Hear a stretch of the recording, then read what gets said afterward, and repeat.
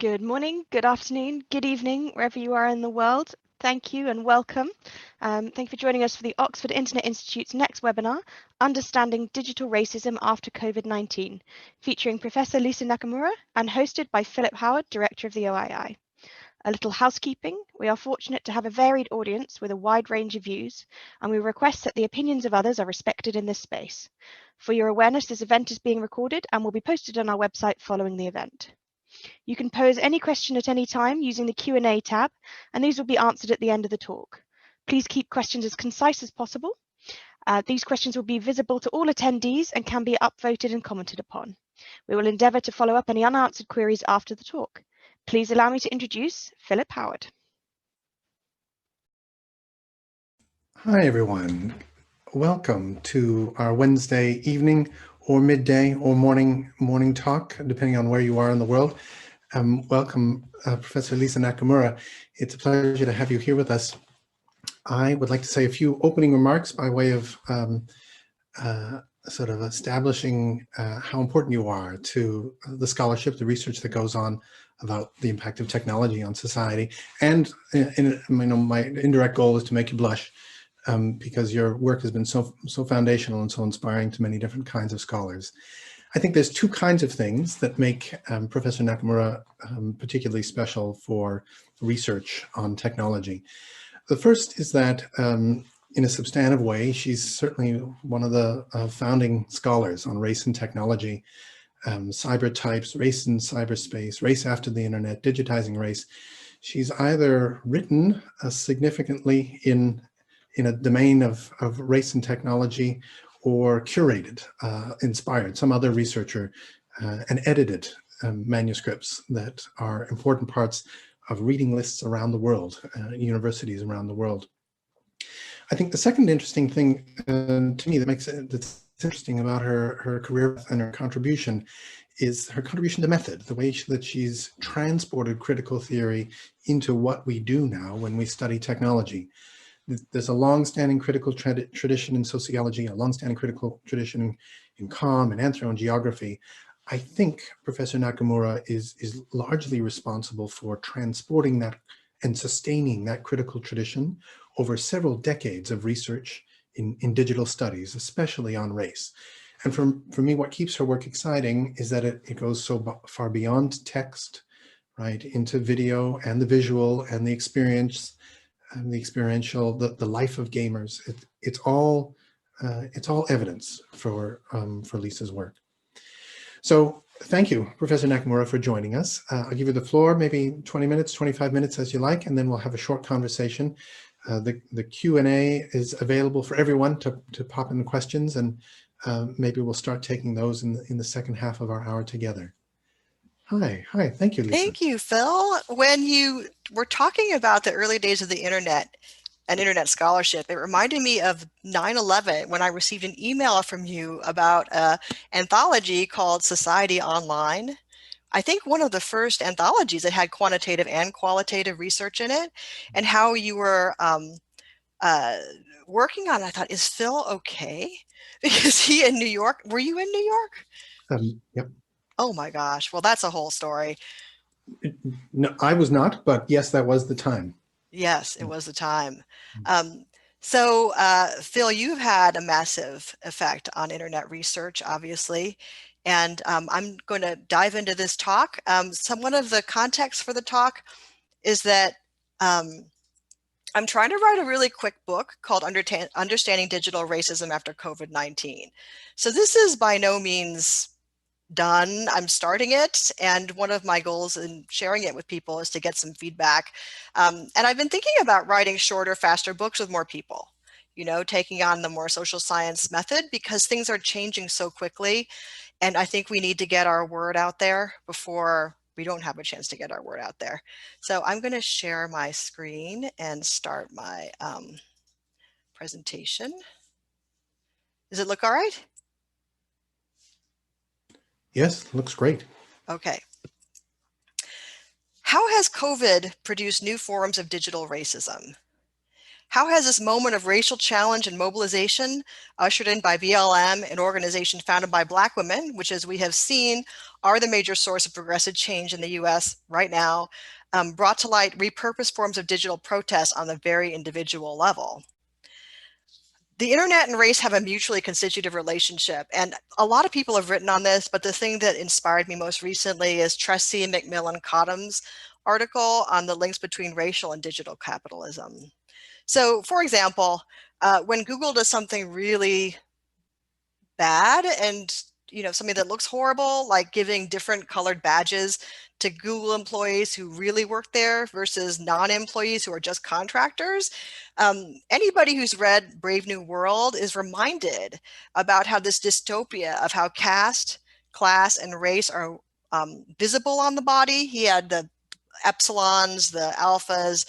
They just wore different colors of clothing so you could see who they were. How the industry makes visible on the body how power, caste, and race move together.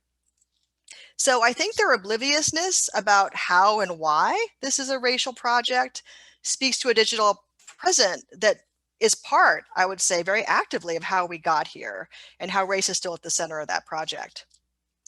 We need a new anti-racist platform studies. Platform studies that don't take race into account are part of the problem.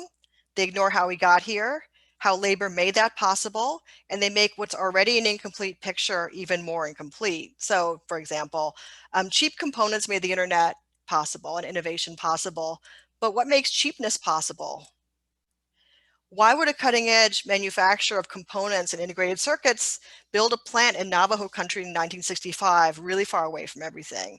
I did some research on this a while ago and found that Fairchild Corporation wanted to do that because the tribe paid for the plant, because indigenous labor is cheap, and because they saw race, in this case Indian women's race, as a gendered and racial characteristic that would make them good workers as assembly workers, not as programmers. So this process started in the 60s and maybe even before, but has really never stopped.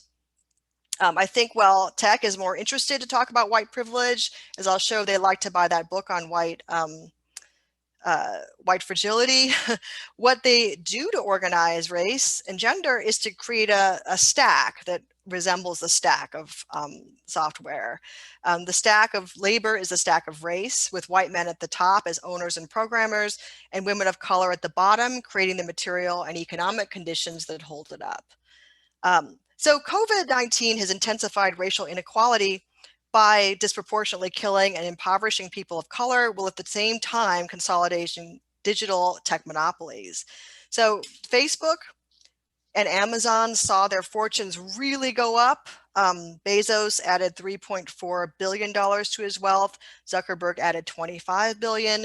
Some new platforms like TikTok have just exploded. Here's one example. I mentioned this to you before. This is just a resonant moment, right? That Zoom is worth more than Exxon. Not for real, but at least for now. Part of this is the massive rise in online work, specifically video conferencing, which I'm going to talk about a little bit more. Amazon is making out like a bandit. They've gained $1 trillion, $500 billion in market value. The coronavirus was amazing for Amazon. It continues to be. And what's happened now that we're all using Zoom? We are now on platforms where we can't control what's happening, even less than before. People are forced onto Zoom who never used it before. This has been the subject of some funny skits on Saturday Night Live where, they kind of mock people who don't know how to use it. But what this has done is accelerate harm and opportunity while accelerating new users, accelerating digital consolidation, the narrowing of choice and agency that make things like Zoom bombing, which is the invasion of a meeting, a classroom, or other event by racist and sexist hate speech, not just possible, but inevitable. This has happened a lot. I'm writing a short book with two co-authors, Hannah Stiverson and Kyle Lindsay, which we hope will be out pretty soon, that's about racist Zoom bombing and how it's the logical result of an unmoderated digital space that encourages racist toxicity by custom while refusing to regulate it. So I think their thinking is, why should we be better? We're so busy right now. We're like essential work by providing Zoom. We don't have time for culture, right? We're just making sure it works and that everybody can use it. So understanding digital racism after COVID means to see this as an open-ended crisis with two faces, which makes it very hard to do research in, but as I'm going to say, we have to do it anyway. This unexpected acceleration of digital adoption across all different kinds of axes, and a really impassioned and invigorated racial justice movement. So these are here, both of these things at the same time. And they're entangling and intensifying a dialogue between race and digital. And that's not over. So anti-racist platform studies, what I'm calling strategic formalism. So formalism, close analysis of forms, digital forms in our case, practice with attention to racial and gender dynamics, strategic. While we are in the midst of a technological and racialized breaking point, is both to speak from within the crisis and to leave a record for people who come after us. So I think there's going to be a massive corpus of things happening to write about, and our voices need to be in that corpus, I feel. So to go back to what strategic formalism is and why I think it's good, it's like Gayatri Spivak's term strategic essentialism, and it's fundamentally a political tactic. I think it's a method, but it's also a tactic. So though we know when we talk amongst ourselves that the term woman is fluid, it's contingent, it's culturally contextual, it's very difficult to mobilize the public around an idea like that, right? So as Spivak said several, at least a couple decades now ago, as long as the group gets what it needs from the term, as long as it's strategic, as long as it's useful, it's maybe not even optional that we have to use it, right? Though we know otherwise. So likewise, the humanities still embraces formal critique. I think that's great. That's sometimes quant research can't get at that. Platform studies still really privileges technological material realities, but they are not always very good at addressing inequality, racism, misogyny. I think a really good example of this is Parks and Staroselsky's vision of critical infrastructure studies as being part of this gesture. That if it isn't strategic and working towards those goals, it's really not worthwhile, right? It's part of the problem. So to go back to the way COVID and digital acceleration and digital racism are overlapping. There's been a ton of curiosity about racism after the BLM movement and after the death of George Floyd, at the same time as a strong cultural campaign against cancel culture, which I think someone like the Times asked me in 2018, what is cancel culture? And I called it a boycott, a form of material rejection and accountability for people who are not acting right. It's a way to reject something, but also to do it in a form that's material to them, like stop buying their stuff, basically. Don't buy Kanye albums if you don't like Kanye or whatever. Don't listen to him. Don't give him attention. So here's an example of this, right? I mean, there was a week where everything in the New York Times bestseller list was about race, and white fragility was really at the top of this for a long time. So this is happening at the same time as, great acts of racism and Zoom bombing and so on. So I understand cancel culture as a search for material redress by less empowered racial and gendered groups through the creation of digital documentation on smartphones and the public dissemination of hate crimes and bad behavior. So I've updated the definition a little bit, but I wanted to show this because the contrast between these two movements, right, lies in symbolic versus economic remediation of racism.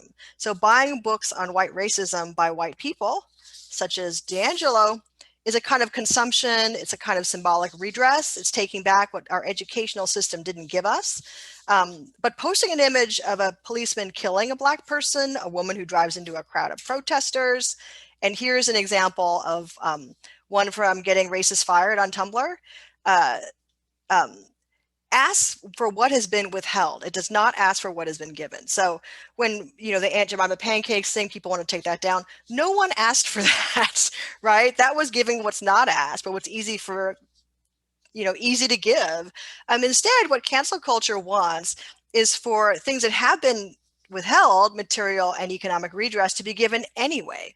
So when young people and people of color demand material consequences as opposed to symbolic gestures, right? Like reading more, not having the pancake lady, and they have the media and the receipts to prove it, they don't really want what's being given. They want something which is too much. for people who don't like cancel culture, which is they want consequences. Often they want someone to lose their job. And so the resistance, the Harper's letter and so on, but the strong resistance to cancel culture exists to the extent people want to write off young women of color whose work as visual media makers and documenters, keepers of receipts, creators of movements, and whistleblowers is just too powerful. So this is the flip side of intensified internet use. New opportunities for defamiliarizing and making visible digital racism that was going as somewhat invisible. I feel like Zoom bombing still isn't as big a deal as it should be. To minimize trauma, to take what is not given rather than be given what isn't needed. So I want to talk about this. You should look at this. This is really great. It has a number of points. One of them is to refuse damage-centered research that reproduces damage, but instead commit to desire-centered research that mobilizes for and by Indigenous, Black, poor, queer, etc. So in this project, I'm really interested in young women of color and how their videos have been documenting police violence and other kinds of violence. So I'm going to talk about Darnella Frazier, who made the Floyd video, a little bit about Jordan Eli Chan, and thousands of other people on TikTok, and other places, Instagram, Facebook, and how they're managing racial trauma through a strategy of disaffection. You often see them in their own videos laughing, treating this racist activity as weird, as bizarre. They jeer at it. They turn the mirror around and say that public racism is hurting me, but it's also making me laugh, and I want you to laugh too. So Sarah Pashpandi posted a TikTok, where a white woman saw them picking berries and told them to go back where they came from. And they posted it to TikTok with a label for her, which I'll show in a minute. It was traumatic, but it was funny, and they called her a Karen. And that's all they wanted you to know about it. They wanted you to see her face and for there to be some material consequences. So here it is, encountered a wild Karen today. Jordan Eli Chan was sitting in a cafe with her large family, celebrating an aunt's birthday, when a drunk white tech CEO called her family a bunch of Asian fucks, and he posted it to Instagram, she posted it to Instagram. He was being recorded, he didn't care. She asked people to circulate it, but she also gave a trigger warning. Please, please, please vote, right? And this was picked up by the news. And this guy was fired he's a CEO. So that's actually saying quite a lot. I think his company couldn't see him as being the face of what they were doing. So he did lose his job. Now, these young women of color are part of the same generation as 17-year-old Minneapolis native Darnella Frazier, who stood for 10 minutes with her phone, trained on white policemen who killed George Floyd, to make an 8-minute and some seconds video. And very little has been said about her, the role that she played, what it probably took to do that. What was very interesting to me when asked about why she did it or what it was like to do it, she simply said it was like a natural instinct to start recording. The world needed to see what I was seeing. Stuff like this happens in silence too many times. So my project is trying to examine this cultural field where women of color, especially young women of color, are contributing to new material realities of the digital, and sometimes in challenging ways and ways that people really do not like, and its role in racial conflicts and racial justice post-COVID. I want to acknowledge the collective work that made me able to do this research and to talk to you today. The Racist Zoom Bombing book should be out, we hope, soon as part of the Routledge Focus series. And I wrote that with two doctoral candidates at the University of Michigan in American Culture. And likewise, this is available for pre-order through Amazon. It's a long book, actually, somewhat longer book, that I wrote with the Precarity Lab, which is too many people to list, just like the Feminist Data Manifesto is too many people to list. And this is about techno-precarity with special attention to ability, race, gender, with some historical grounding, with over 10 authors. So I think the future for us to intervene in the now is to work together. I think as humanists, we don't often do that.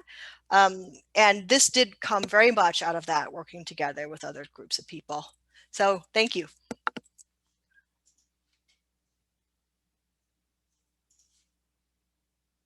Wonderful. Thank you for that tour through what you're doing, what you're working on, what you're thinking about now. I'd like to remind everybody that the Q&A is there, filling up with questions. I think it's also, you can upvote and help identify the questions that you want to pitch to Professor Nakamura most urgently.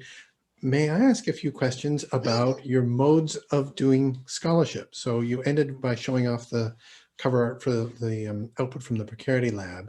And I think you and I have seen this early phase of internet studies where edited collections were the primary way of getting stuff out because the mainstream journals weren't interested in the internet stuff.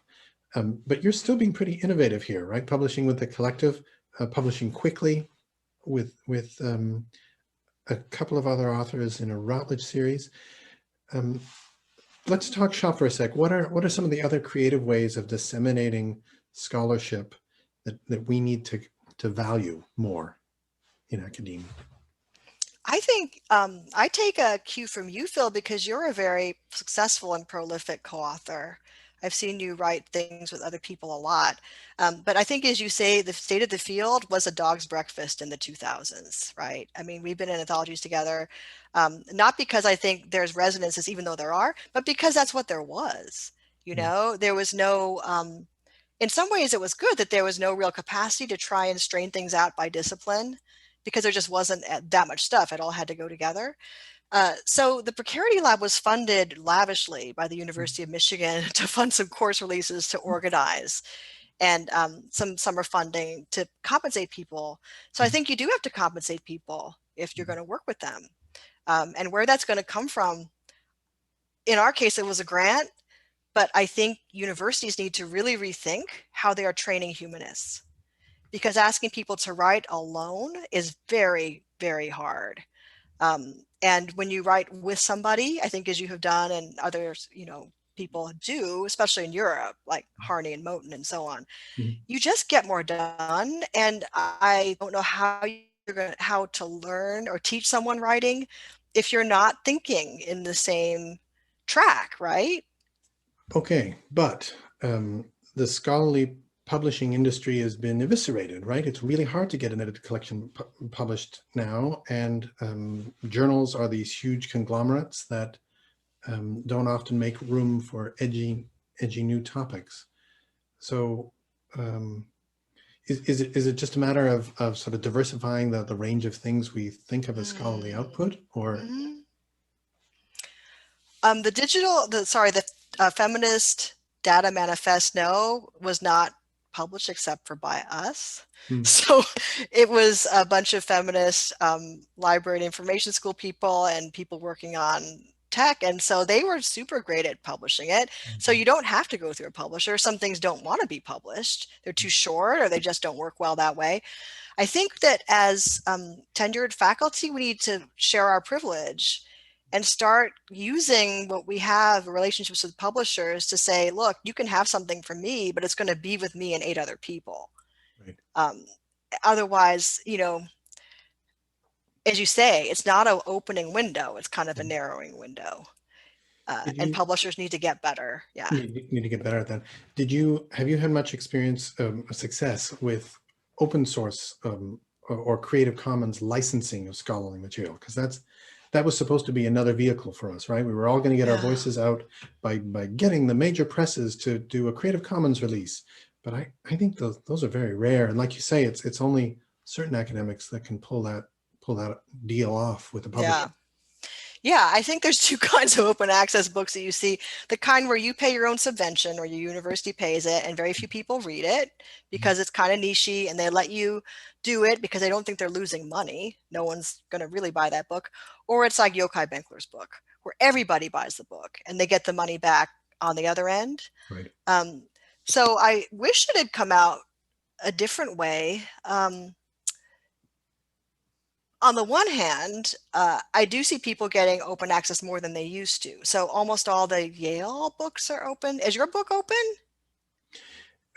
My deal was something like open in 6 months. So yes, right. we're waiting a little bit for the press to recover, and then it'll go open. So and this is a little bit inside baseball, but the next question I want to ask is about money, because you have this fabulous line that so many people, scholars of color in particular, need to ask or are trying to ask for what is not given, and they're not settling or accepting for what's not wanted.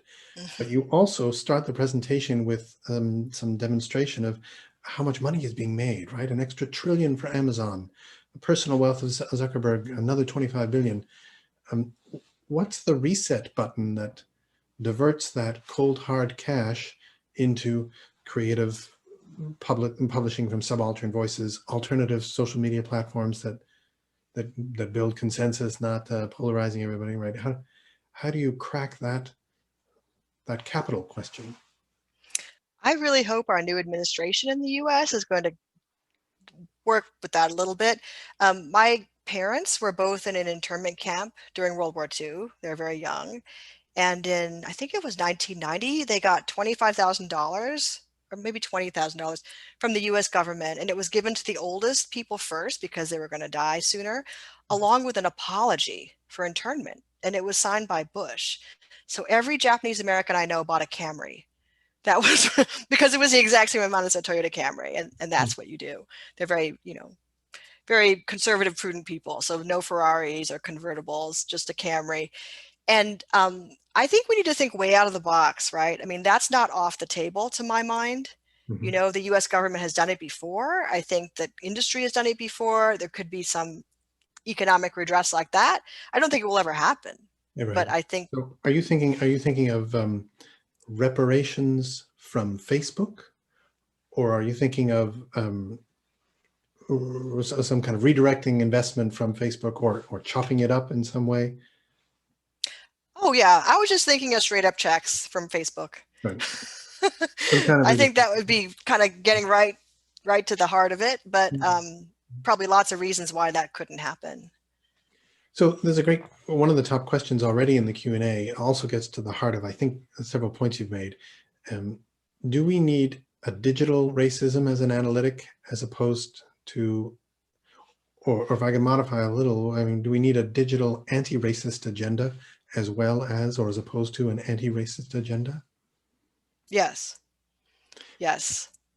And are they different, or are they just sort of, is it the subject of study that's digital? That's interesting. We were doing some co-writing on the Zoom bombing book this morning and talking about how DEI initiatives and people are always in a totally different building from IT people and tech people. So if you need to report a hate crime online, they will send you to either one, and neither of them will help you because they don't have any competency from the other side. So I do think that. I think that, someone asked, internet culture, is there any other kind?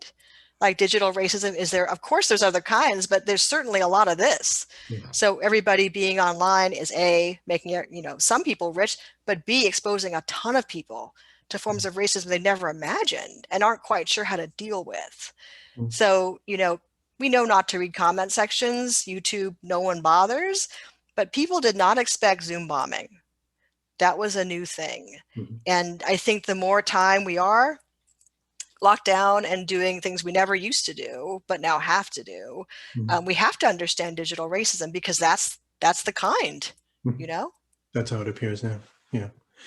There's another good question in here about manifestations of racism, and whether they've created or resulted in a new kind of default internet identity. I imagine kids who grow up as TikTok users would either experience or be marginalized by different modes of racist expression than those of us who grew up on chats or text, MOOCs, whatever. What do you think? Is there a significant difference there across the decades? That's why I love writing about young people on social media, because they're so good at roasting each other. That often is the mode of reply when there's some truly offensive thing that's happened on TikTok. Somebody will just think of a really clever way to turn it around on that person and even get their friends to upvote it. because it's so, genuinely creative and smart. I mean, TikTok's big upside is creativity, right? That's what they're always talking about. But they don't really talk much about anti-racist creativity. And I compare this to what's been done already around counter speech, hate projects and counter speech, which Susan Benish has written on. And we talked about humor in Twitter, but Twitter's not so humorous compared to TikTok. I just don't think it is. It's got different affordances. So when I see TikTok, I think, oh, counter speech is happening, but it doesn't look like people thought it was going to look like. So counter speech is an interesting, Fraser-like concept. And the next great question here is about the possibilities of taking us from a do no harm, perhaps feminist approach to scholarship to the creativity and producing counter speech that's constructive. How can we do research that actually benefits women of color or marginalized communities? What's the process for producing that good stuff? Oh, I have so much to say about this. Well, I think supporting scholars, especially young scholars of color and women in our field, is really important, and also in other disciplines too, because that's where it is coming from, but also this just needs to happen anyway. Like, that's a justice issue. You get different research when you have different people in the room. I think, I had this idea for reparation checks, but I think it's clear that these companies have a responsibility to fund research that will help them do better, if only to avoid some of their lawsuits. And creating support for people to help, I think, is good. So fellowships, residencies, whatever. There was an interesting conversation on the Internet Research Conference about, is it okay to take big tech money? And the answer is absolutely, take it. But give it to the people who are going to provide an actual challenge to big tech and give them ideas they'd never heard before. Because I think they hire the same people over and over again to tell them the exact same thing, which is why nothing has really changed, right? So take the money and do creative work with it. Do challenging work, not just creative work. Yeah, give it to communities, give it to Indigenous people to build infrastructure, give it to young scholars of color, give it to HBCUs, like those are innovation spaces in a way that this particular industry really, really needs. And I think they tend to view it the opposite way, like, well, we're giving to them, but I don't think that's actually the case. Hey, what is your field? What's your field? In talking about creative things to do for women of color through research, you mentioned your field and our field. What is your field? Well, I'm the director of an institute called the Institute for Digital Studies. So that's what we're calling it, but it's had lots of names. I mean, we've called it Internet Studies. I think we had Critical Internet Studies, New Media Studies. I think Digital Humanities is a little bit intersecting there. And like a lot of fields that reach into every field, I think it changes a little. Digital ethnography, some people are doing that. So I think of all of us as being travelers, like fellow travelers. We all read each other. I don't think we're that discriminating, or maybe we're very promiscuous about what to read. And that's very strange in a way, because internet is now everything, but the field is still kind of small. Like, we could all still fit in a room. Yeah.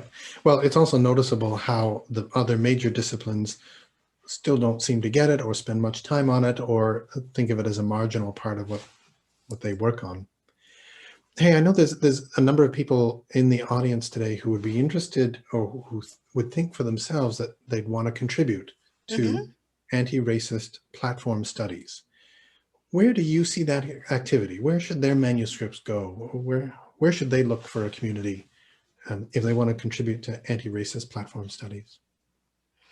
I think being in platform studies and just not doing it the same way everyone else does, like seeing race as part of the platform, right? It's a formation that allows certain things to happen and prevents other things from happening. It's the same kind of thing as C++ or circuits or, workplaces. Like, it's part of the milieu that produces. So just not ignoring it really is a big part of it.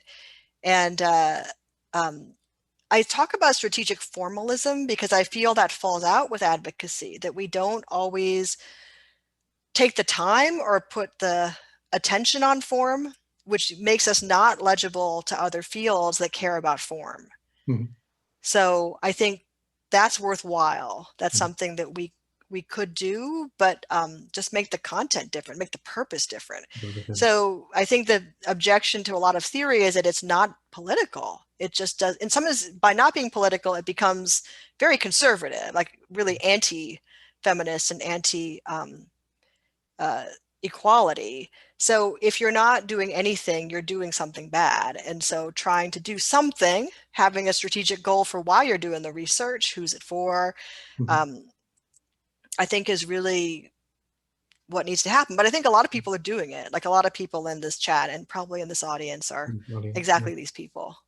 It does sound though like part of your answer though is stay in place. Go to the mainstream anthro conference, the mainstream geography conference, the mainstream conference, and do your anti-racist stuff, you know, there too. I think if you're already an academic, absolutely. If we're not there, they think we don't exist. Mhm. But you don't have to be an academic. I think sometimes we're just talking to each other, actually. I see a comment from Andre about, this is a really good comment, that anti-racism is a weak formation. It's true. It's not easy to get super excited. You can't shout it out loud, anti-racist, right? That's why BLM is successful.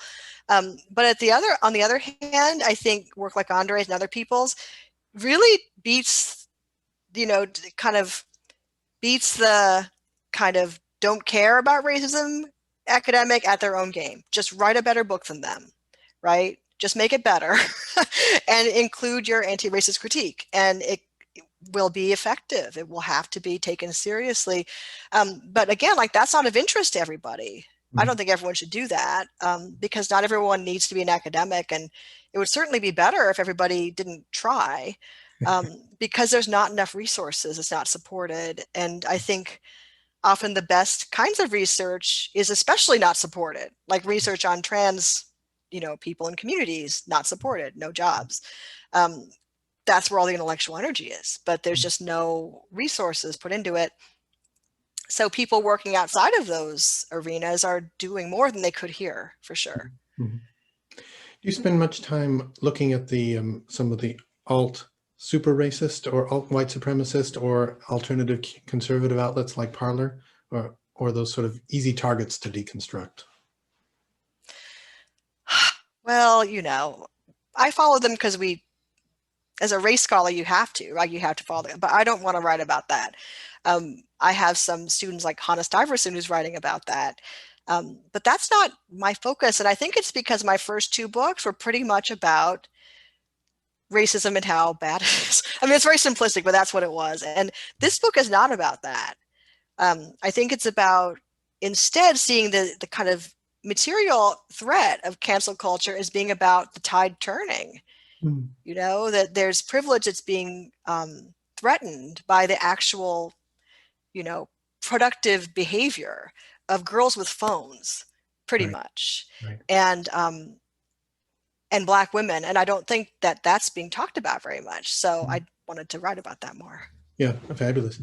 I'd like to remind everybody we've got another 20 minutes or so together, and there's a long tail of great questions. So do please add yours and give a little thumbs up to the ones that you think we should prioritize. Could you go back over your definition of cancel culture? I think what was interesting about it was the addition of the material impact as an outcome, which to me begs the question, how much impact will there ever really be? I mean, you found one guy who lost his job, but it's not a large number of guys. So could you repeat your updated definition, and are there any parts of cancel culture that you actually would criticize? Okay. Yeah. It took me a long time to write this, Phil, so thank you for asking me. I'm understanding cancel culture as a search for material redress, not symbolic redress, by less empowered racial and gendered people through the creation of digital documentation on phones and the public dissemination. So I'm going to take Darnella Frazier as an example. That's not cancel culture, right? That's something very different. But she shared that on Facebook Live the day after she made that video. So she thought about it for an evening, and she did not send it to the news network. She did not send it to ABC, because why? Right? She put it up on Facebook Live and said, view it and share it. This is what happened. And that's what happened. She just went right around what we call the traditional media industry. So, of course, there's problems with cancel culture, for sure. People are sometimes mistaken. So that poor bicyclist who was hounded because people thought he was the one harassing those kids, Reddit is always getting it wrong. Like, they're often fingering the wrong person. So, of course, it's problematic at times. What I find funny about it is when people, like the Harper's people, were saying, well, this has gone too far, because now people are losing their jobs. Like Amy Cooper in Central Park, when she called the police on Christian Cooper, she lost her job. And I thought, but that's the point, right? Like, why do it if you aren't asking for some kind of material consequence? And people are horrified, like, oh, that's the worst. Like, that can't happen. You can shame somebody online or expose them, as people say, but you can't actually interfere with their money. But money is important, right? So it's not as if they're getting, payment from these people who have done these horrible things, but they are creating a penalty for doing them. And it may be the only penalty that really people understand, right? Or that has some kind of lasting effect. So that circuit between redress and people losing their jobs is not complete by any means, right? I mean, it'd be much better if it were to empower people who are being disempowered in the act. But I'm very interested in how people are so rejecting of material consequences and so relatively accepting of symbolic ones. So people will say, yes, J.K. Rowling is a TERF, but it's not fair if it interferes with the sales of Harry Potter. I'm like, but maybe it is. Like, why is it not? Why is that off limits? Yeah. So I learn a lot by watching these cancel campaigns. Like, they're all very different, and they all need somebody with some more nuanced thinking to go in and unpack how they're different, right? So that's what I'm trying to do, I think. Well, yes, and the quote you have up on about Fraser and why she and her role, her approach is thinking of this documentary work as normal, as part of what you're supposed to do if you have a phone and you think something's happening that's wrong. That's that exposing work or that highlighting work for identifying racism is now, I think, accepted, especially for a younger generation, right? And everybody's equipped; they can document, and that's part of how we express ourselves now, getting the documentation right. But if you could think ahead, post-COVID, so let's say we get a vaccine and it's available a year from now to most people when they need it. What does digital anti-racism look like post-COVID? Is it the same toolkit? Oh my Is that gosh. too far away or too hard to imagine? What a good question. Well, I think COVID is this great experiment in unwanted and global digitality, right? Most people don't want to be doing this. And so they are approaching it in a different spirit than we did the internet in 1990, when it was the most freaking awesome thing anybody ever saw. And the scale, unimaginable, totally huge. So the lesson I think we would probably want to take from this is when tech gets too big and is unregulated, racism is going to go to town, right? It's going to get really, really out of control. And I think out of control in public. So, a lot of people drove their cars into protesters this summer, more than I could count. I mean, it happened a lot. It was like the weapon of choice, right? I could not imagine that happening a year ago. I think a lot of things happened this year that we could not imagine happening a year ago. So I think COVID is this cloud cover. It's a space of exception for things we would not tolerate normally. Right now, COVID is kind of casting a shadow over everything. So I hope we can get back our sense of outrage and anger that we don't have time to indulge in right now. I mean, I do, right? That's my job. But I feel like other people are trying to teach their kids and get some food on the table. They don't have time to dwell on all these other harms that seem to recede. But certainly they create a climate where people feel less able to do those things as well. As well.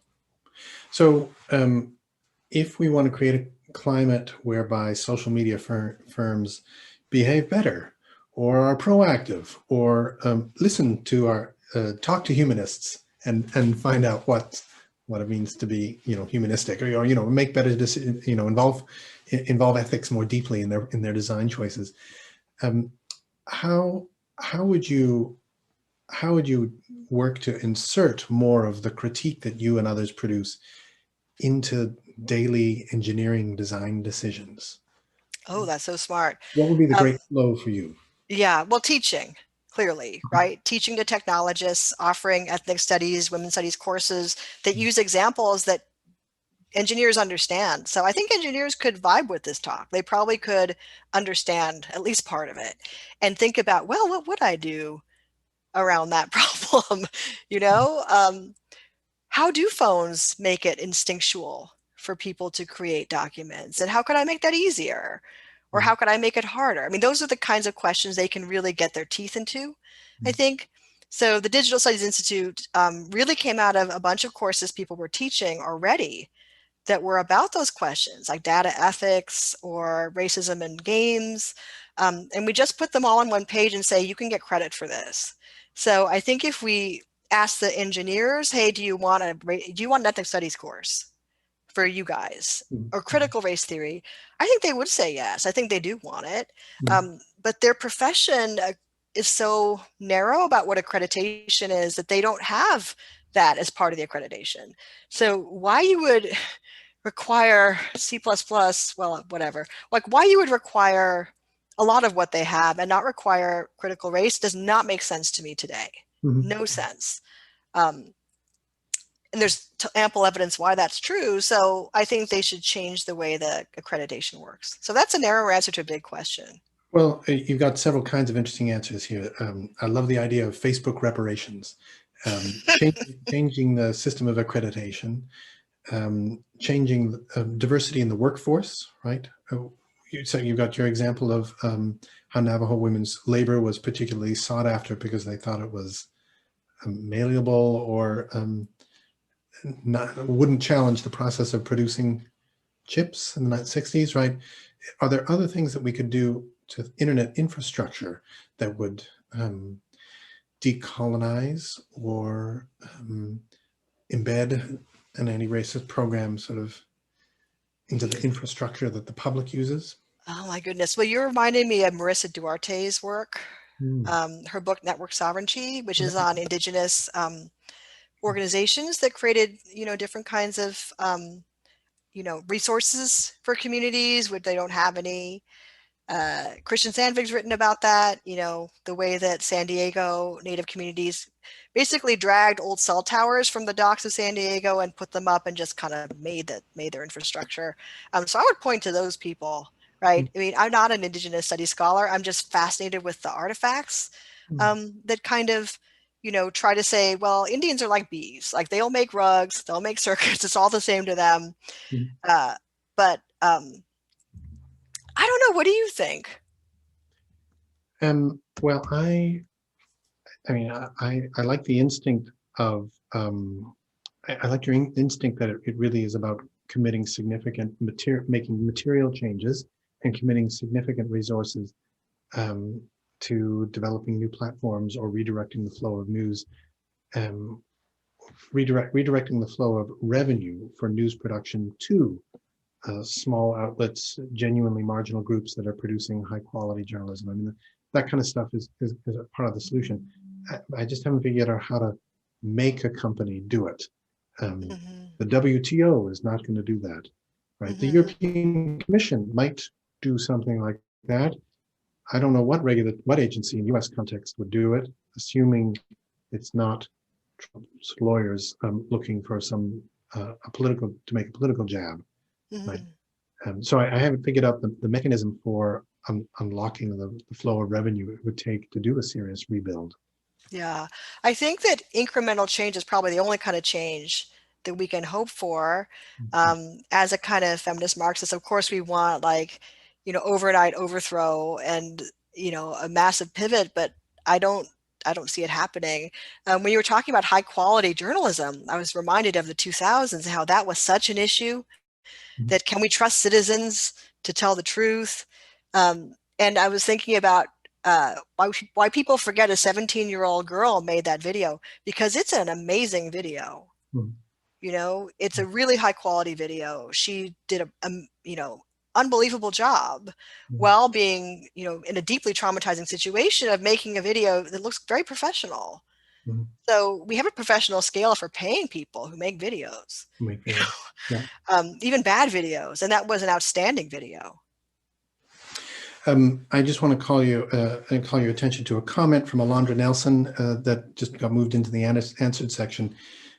She says that from the very beginning of internet studies, you've been a fearless intellectual innovator and leader, demonstrating again and again the centrality of race and racism to any complete understanding of the digital and therefore the modern, I think, world. So a thanks from Alondra. And that's worth highlighting to everybody on the call. We have about 8 minutes left, and I would love to save the last 2 minutes for your tips on writing and pedagogy, for group writing or producing critical scholarship or producing critical pedagogy. So while the back of your brain is thinking about what tips you'd offer to junior scholars, let's move to other questions. Is there anything that's grabbed your eye here? I'm scrolling through. I haven't been looking at it, so I don't really know. What do you think? There's a great question about the politics of refusal. So what would it mean? Could we functionally boycott Zoom? I think some of us may choose not to use Twitter very much. I don't really Zoom and use Facebook, but my family members do. And so effectively I'm on Facebook. What's a meaningful politics of refusal look like? That's a good question. I mean, I think the strategic part of strategic formalism probably applies to everything. So strategic refusal, right? When refusal is beneficial to you or your community, then you should do it. But if it makes it impossible for you to reach your community and very difficult to mobilize around larger issues of reform, it does not make sense. So I've been in communities where we couldn't use Google Drive. And half the people left, right? Because they could not figure out whatever obscure platform people wanted to use instead. So sometimes it's very hard for especially older people who aren't that digitally connected, people just using the phone that don't have a computer, to ask them to use some janky new thing. So yeah, don't do that, I would say. But yeah, that's why we need to train people in our field as well, is how do you know when it's a strategic refusal versus refusal that you actually could implement and that would make sense. So there's an interesting question here about allyship, right? In your comments around the prominence, the popularity of books about white fragility from this summer. You're interested in moving beyond performance and symbol into the material impact, the material transfer. So what might be good examples of going beyond performative acts of allyship that would be substantive action against digital racism? You only have to look at Black Twitter right around Floyd, and especially Black feminists and Black musicians, and they were saying, give up the bag or shut up. In other words, donate to some cause that's going to help the cause, and don't buy this book necessarily, or you can buy it for your own pleasure, but don't imagine that you're actually contributing something if you do that. And people did donate. I was impressed because I knew people were out of work and they were donating anyway. The people I know who are the most precarious economically tend to give the most in those moments. What could you say a little bit more? Go back to strategic formalism. I guess I'd invite you to restate your definition of it. And one of the people an anonymous contributor asks about whether this is a phrase for strategic essentialism. But I'm also interested in the difference between formalism and structuralism, or functionalism, structuralism, and formalism. I mean, that's a loaded, historically significant sociological term. Could you go back over the concept for us? And yeah, this comes out of my administrative work, being a chair of a department and assessing people's tenure files, actually, and writing tenure cases, which is that the higher up you go in the kind of food chain of academe, the more people value internally consistent and elegant argumentation in books. So you can be completely oblivious of cultural context, race, gender, or even everyday life. But if you have an elegant, closely reasoned argument about some poem no one has ever read, you will get tenure. I'm not roasting anybody in particular. I'm just saying, like, it's still that way. So if people want to do strategic formalism, they can take all of that tool, the close analysis of form, digital forms for us, which would mean how the tool works, how it looks, how it behaves, where it came from, who made it, how much money they make out from it, who are the users, what are the practices, how can we understand those diachronically and synchronically, what are the racial and gender dynamics that allow those things to look and act the way they do. Then we're doing what's called normal traditional scholarship, right? Which can be very legible to people outside of our field and can get us tenure, but is still doing some, I think, helpful work to imagine a different kind of future. Because until you understand the present really, really, really well, I think, you can't know what's already foreclosed, right? So you find yourself proposing something which already didn't work 10 years ago, right? So internet history is such a valuable tool for us because we can see the different roads people have tried to go down and all the experiments people have tried to do. So remember the paywall and how no one was going to ever pay it for newspapers? So they were like, newspapers are dead. And what was that, like, I don't know, 5 years ago even. So people, if you don't know that, I don't know how you're going to write about,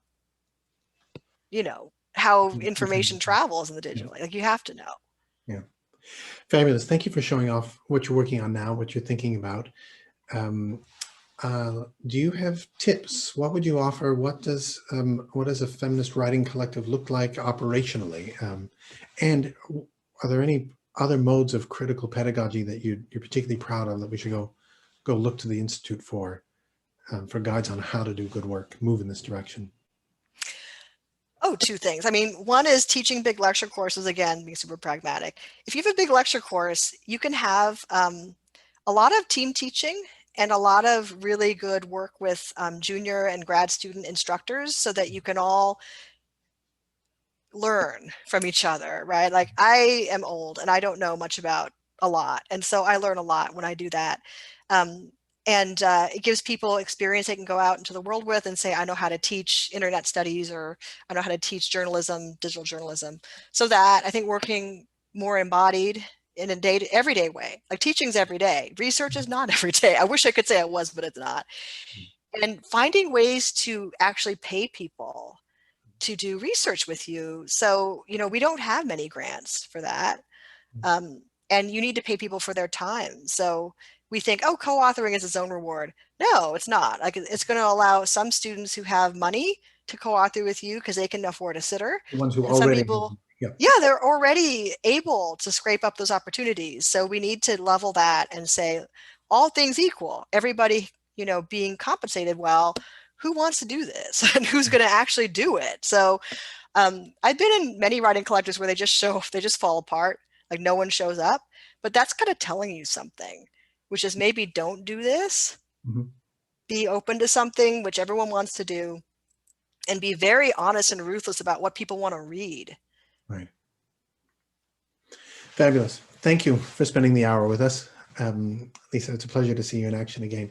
And I look forward to, is that 2 new book projects, or 2 on Zoom, or 1 on Zoom? They're both collective ones, Right. yeah. So this one I talked about today, I'm going to write by myself. Wonderful. Thank you very much for joining us. Wonderful. Thank you, Phil. It's an honor. OII is a beacon. It always has been. It's the leader in internet studies, and I'm so glad that you are at the helm of it. Very kind. Very kind. Thank you. Have a good night. Thank you so much. Thank you, Professor Nakamura, for that fascinating and honest insight today. That was really informative. So thank you for giving us your time, and thank you to everyone for attending. You'll receive a follow-up email in due course with the information mentioned in the talks, and also a link to the recording from today. The OII are hosting our next Wednesday webinar titled "There's an App for That: Tech Governance During COVID-19" at 1 p.m. UK time on the 18th of November. Please visit the events page on the OII website to sign up. Thank you again, and we wish everyone a good morning, good day, good evening, good night, wherever you are in the world. Thank you.